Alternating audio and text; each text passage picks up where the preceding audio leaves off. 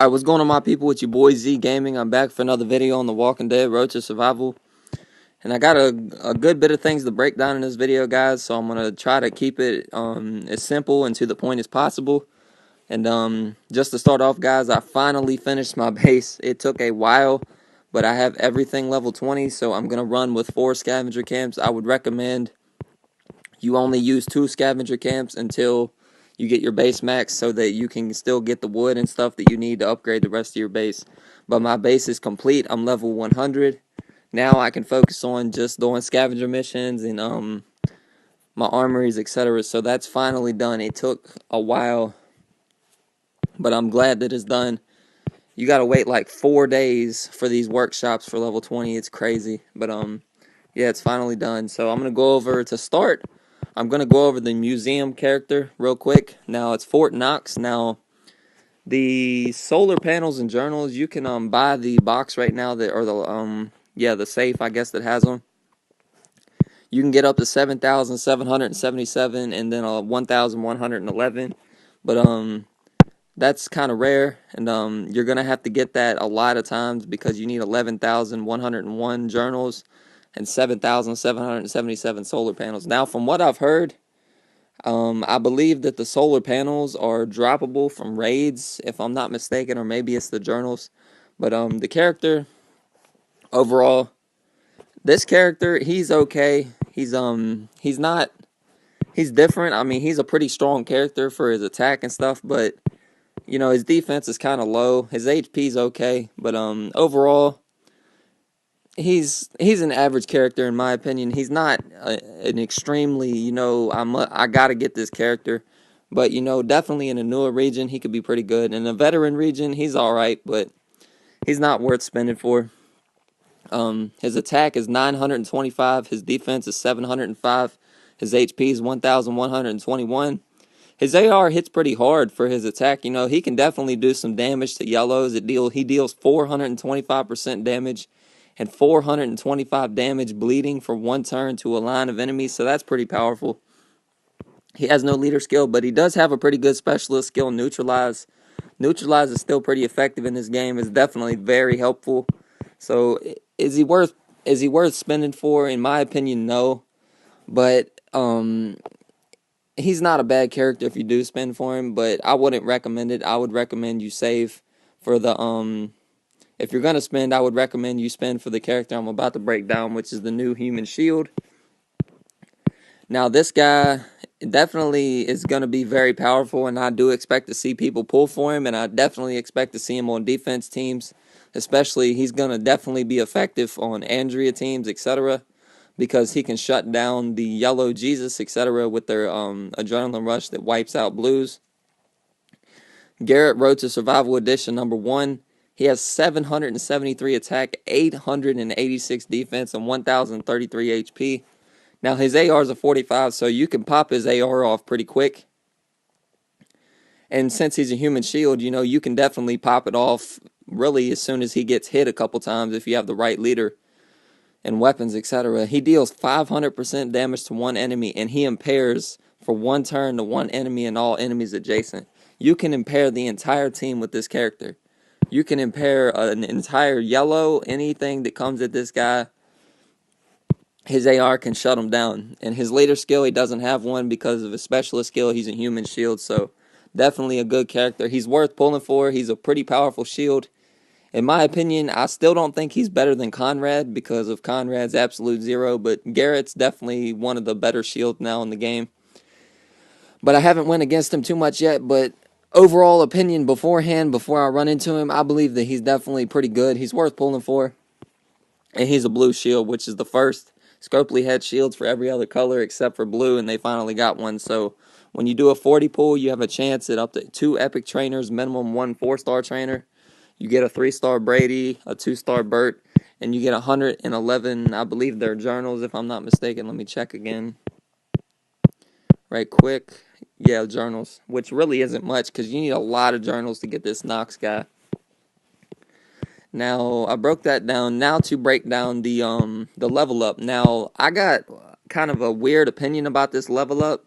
I believe Well, actually, these characters are not too bad, but in my opinion, I believe that Mark is probably the best 4-star out of the bunch.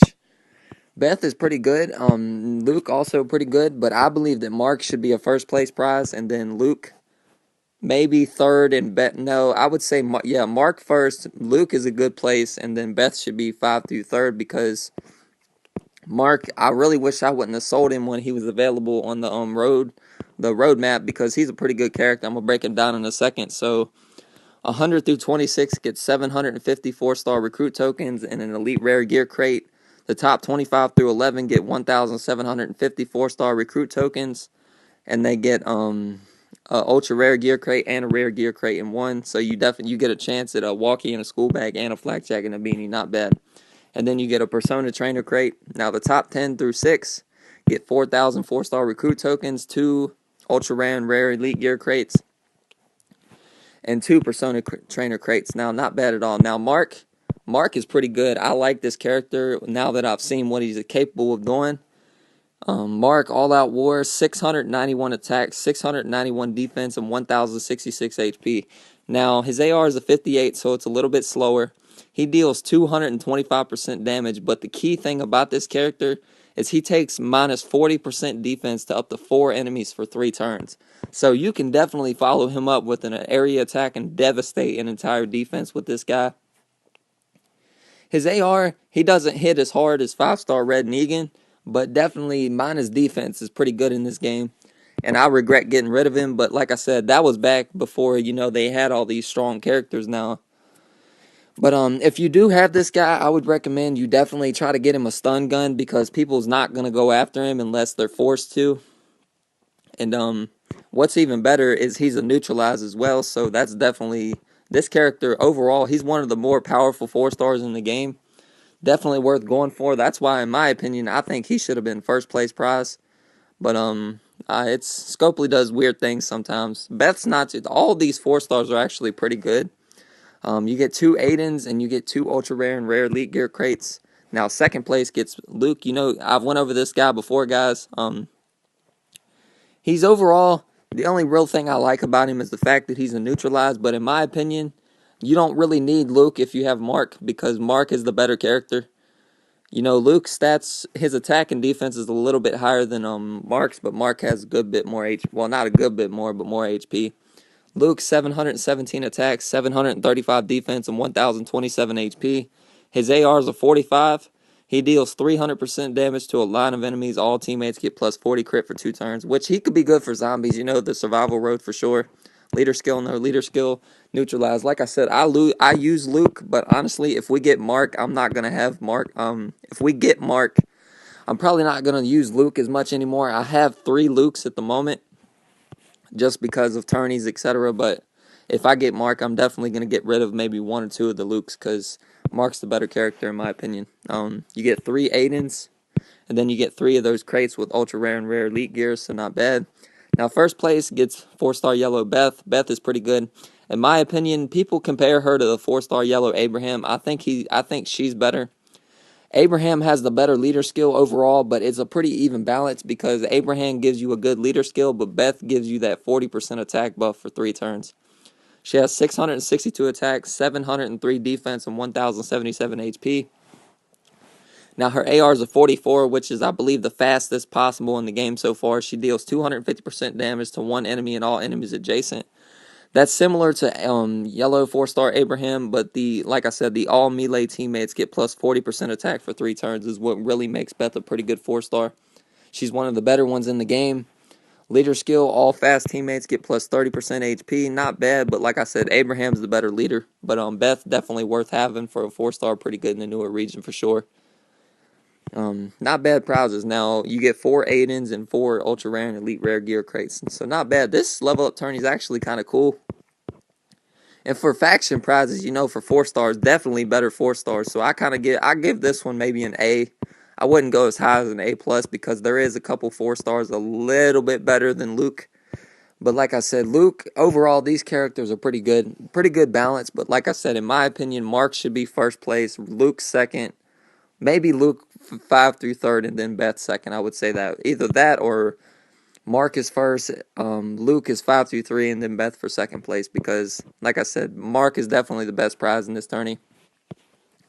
But yeah, so I broke that down. Now to get to the my opens. So I have some more chests here I'm gonna open for you guys right quick. I got a couple bonus rare and elite rare gear bags I'm gonna do right quick. First gear crates, a gas mask, another one I got a beanie, I'll take that. I got 2 elite rare ones. I got a camp stove, hoping to get a flak jacket. No, I got a waste tool pack.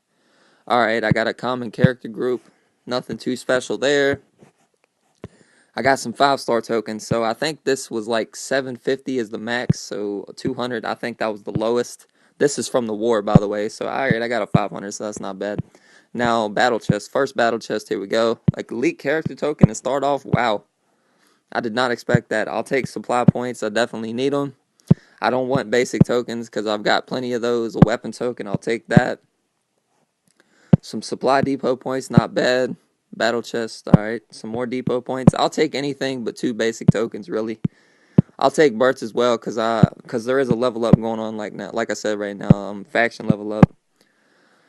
More depot points. It looks like I'm gonna get depot points the rest of the way. Not bad. Like I said, you know, there's better 5-stars in the depot now, so definitely worth having. Another weapon token. Let me end it on a character token. Alright, I got 4 basic tokens, so not too bad.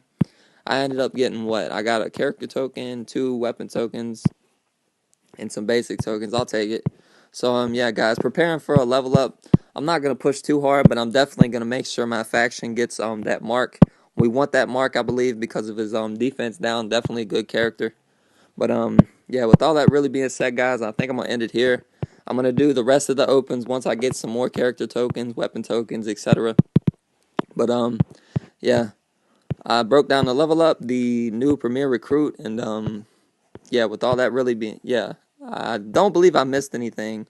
Yeah, just glad my base is done, guys, for sure, because that took a long time, like I said. But yeah, with all that really being said, guys, I think I'm gonna leave it here. So you know what to do: like, comment, subscribe.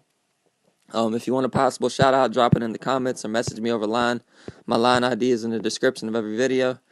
And with all that being said, guys, you know, thank you guys for all the support. We just hit the 160 mark not too long ago, so awesome. Still going for that 200 mark, guys. Let's get it. If you like these videos, you know, share them with your faction. You know, share them with anybody you know that plays the game, etc. So with all that being said, guys, this is your boy Z Gaming. Peace.